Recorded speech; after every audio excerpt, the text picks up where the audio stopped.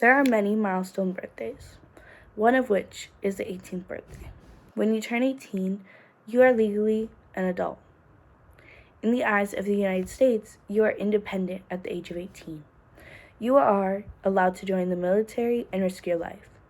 You are allowed to live by yourself. You are expected to pay taxes by yourself. You are allowed to vote for any and all elections. You are no longer expected to have a curfew. You are legally allowed to marry someone, and you are legally allowed to adopt a child. At the age of 18, you are given a lot more responsibilities because you are now considered an adult. Even with all the responsibilities given to you, that clearly show you are now an adult, such as paying your bills for your credit card or purchasing a house or an apartment. At the age of 18, you are still not allowed to drink. You are not allowed to purchase a drink or consume a drink that has any alcohol contents inside. In order to be able to drink, you have to be 21 in the United States. However, in many places outside of the United States, such as Mexico and Europe, the drinking age can be from 16 to 18 years old.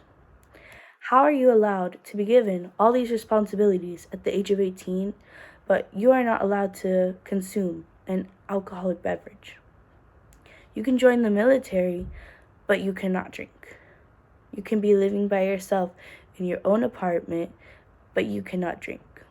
You can get married or adopt a child, but you're not old enough to drink. You are allowed to vote and help decide the future of your state and the country, but you are not old enough to drink. Why are you allowed all these responsibilities, yet you are not allowed to drink? There has been an ongoing debate on whether or not the drinking age should be lowered to 18 in the United States. Many people believe that lowering the drinking age can be irresponsible because the brain is still developing. However, according to ProCon, lowering the minimum legal drinking age would lower the thrill of breaking the law. It would potentially be safer for everyone. According to the teenage drug use statistics, 61.5% of teens have abused alcohol by the 12th grade. So if the drinking age is lowered, then it'll also lower the amount of underage drinking. In the past 30 days alone, 19.7% of people ages 12 to 21 have reported drinking. So the drinking age was lowered, that would make the number go down. There are arguments that if they lowered the drinking age, then it would create more unsafe environment for kids.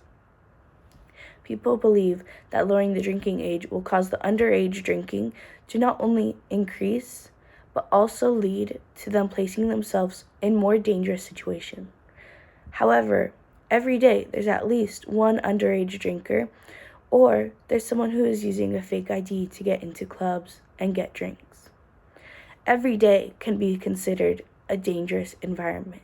You can be walking down the street and it could still be a dangerous environment. So even if the drinking age isn't lowered, there'll still be people going into environments considered unsafe. However, if the drinking age is lowered, it would allow 18 to 20-year-olds to drink in safe environments with supervision and security around. Underage drinking is a recurring, non-stop problem. Lowering the age would not only lessen the amount of underage drinking, but also lower the amount of fake IDs purchased and passed around.